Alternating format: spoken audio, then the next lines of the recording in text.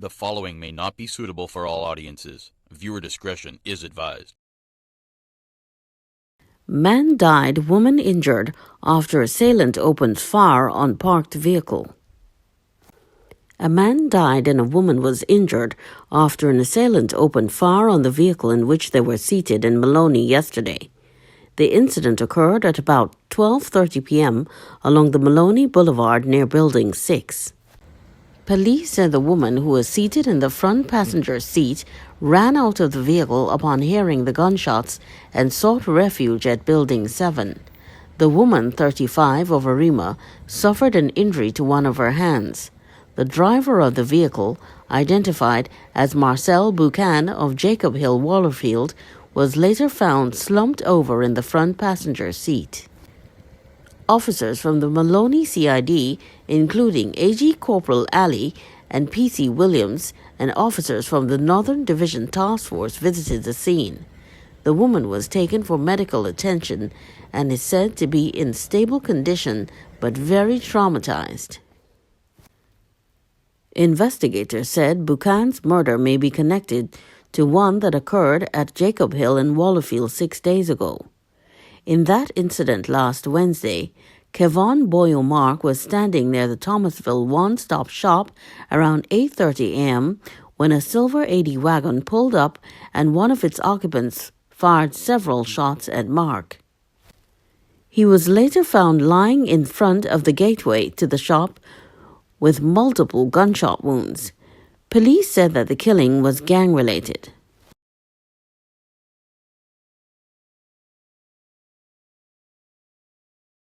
Housekeeper on bail for assaulting her employer's minor son.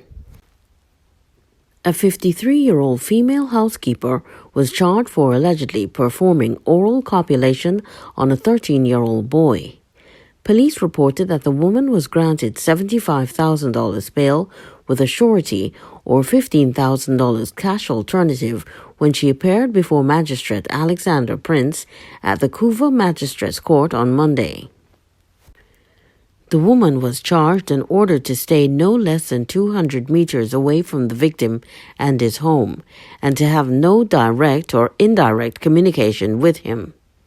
On April 8, the boy informed his father that their housekeeper allegedly pushed him down and performed oral copulation on him against his will. The father immediately reported the incident to the Freeport Police, and the matter was forwarded to Child Protection Unit CPU Central for further inquiries to be conducted.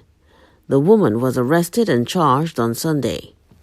Labourer on bail for assaulting 6-year-old.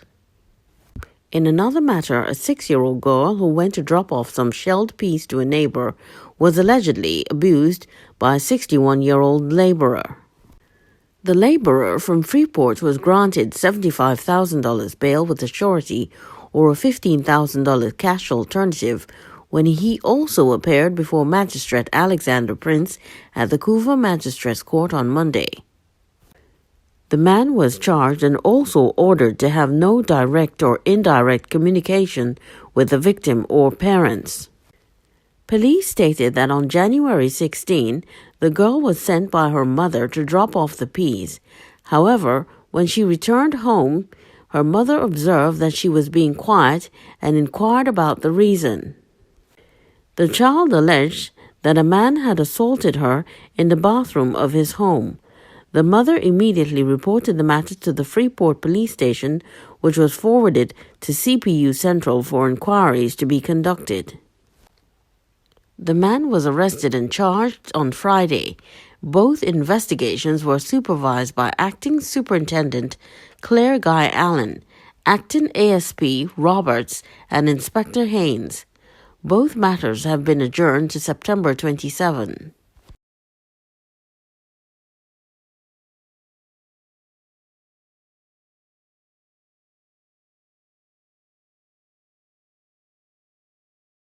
Suspect charged for missing pregnant woman's demise.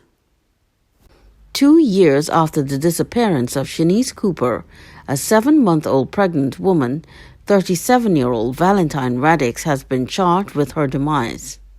Radix of Corona Savannah Road, Charleville, was arrested by officers of the Homicide Bureau of Investigations on August 23 after new evidence surfaced in the case. He was questioned and then released, but over the weekend, Deputy Director of Public Prosecutions George Busby gave the order to charge him. Radix, who was in a relationship with Cooper, was scheduled to appear before a Port of Spain magistrate yesterday. On the morning of August 28, 2019, Cooper left her mother's home at Bossier Lane, Belmont, but never returned. She was last seen by neighbors waiting near Noon's gas station in Belmont. Contacted yesterday, Shanice's mother, Annette Filbert, was initially unaware that Radix had been charged. Upon hearing the news, she expressed happiness but declined further comment. She said she suffers too much when she has to speak about her only child. In the days and weeks since her niece's disappearance, Shanice's aunt, Pauline Cooper, never gave up the fight for justice. She said finally that fight has reaped rewards. What a morning to call me. We rejoice in Jesus' name. Today I feel so very elated, very elated. You know, the journey to justice has just started. I have been praying for this moment and it was heard. This past week was hard. Pauline said keeping her niece's story alive was crucial in assisting investigators with the case. I had to, as you know, go to newspapers and different media outlets and let her story be heard. You know, I never tired of sharing her story. Let people never forget that a family member is missing in the hope that somebody out there who knows something will be moved by the persistence to convince them to speak, she said. I was fearless in my pursuit for justice for my niece because I knew she deserved justice and what was done to her was just not right.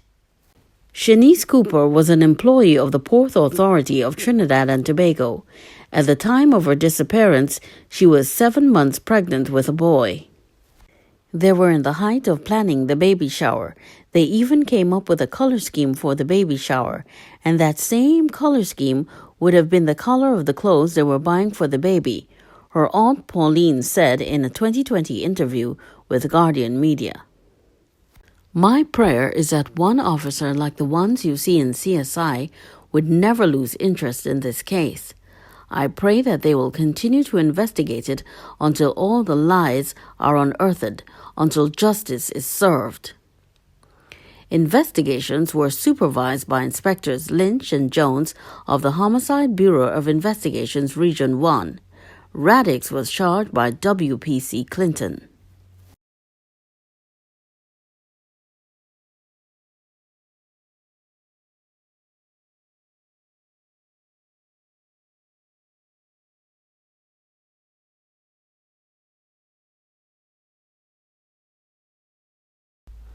Man injured in hit-and-run accident on Chin Chin Road. Almera? Nobody get your number plate, that's it?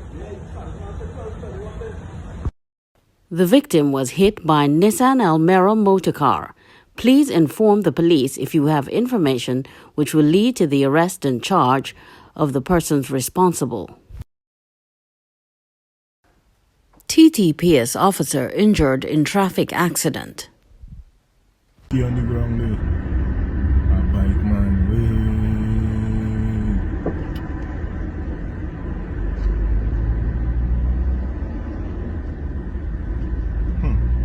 Looking serious, man. Just lie down there.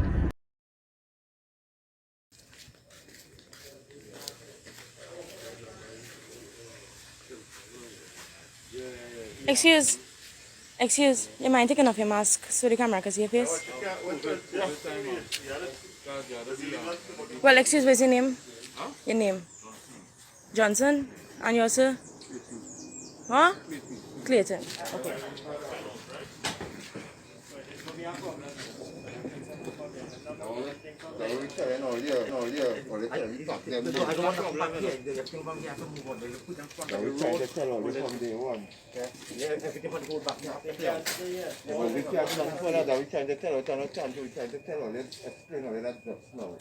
The job of working with us by packing this and then we still have to sort it out.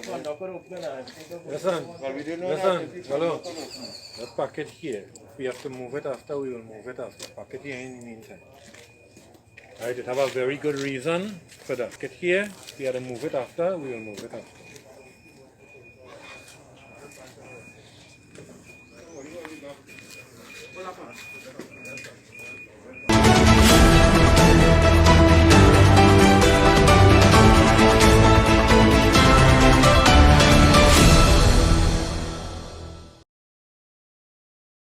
Three citizens ticketed during S.O.E. protest in Port of Spain. Despite claims being made on social media that dozens of motorists had been ticketed for blowing their horns during a protest on Wednesday outside the Red House in Port of Spain, police said only 3 persons received fixed penalty tickets at that location.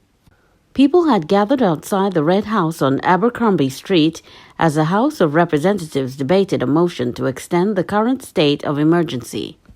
Citizens not in agreement with the extension were encouraged by the opposition to drive past the Red House and blow your horns in support. Media personnel present at the Red House captured images of one person being issued a ticket for using his horn outside the Red House, as well as using a cell phone while driving. However, the police indicated that in total, 3 fixed penalty tickets had been issued to motorists, 2 for using their horns, contrary to the Motor Vehicles and Road Traffic Act, and 1 for using their phone while driving. The police service opted to take a softer approach, and while we may have spoken to several persons in traffic by the Red House about the illegality of their actions by blowing the horn, only 2 persons who persisted were issued tickets. There was no large number of persons who were issued tickets as being reported, stated senior officers in the Port of Spain division.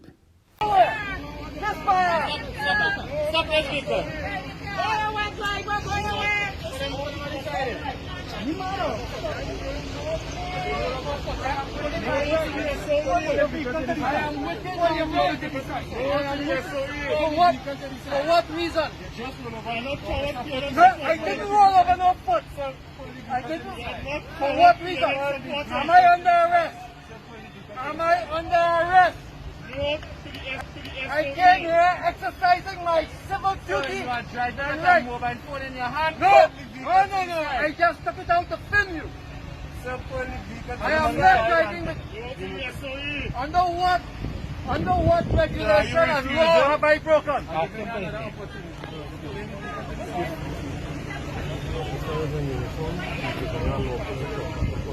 Yeah, but I have a right, sir. With all respect, I have a right to know why. Oh, he will tell me why. No problem. I'm going to obey the law. You have to obey the law too. I have a right. I have a right to protest against the S.O.E.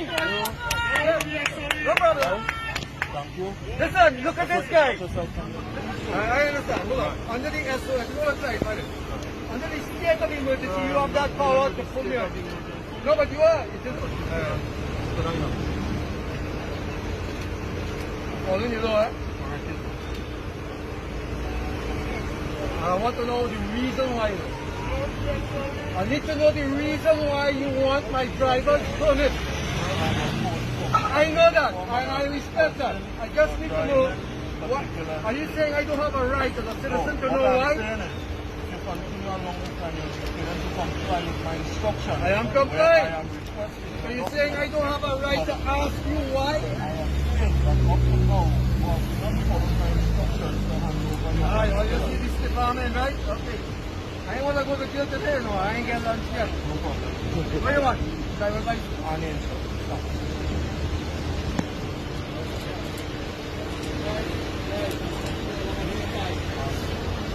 Just maintain the social distance.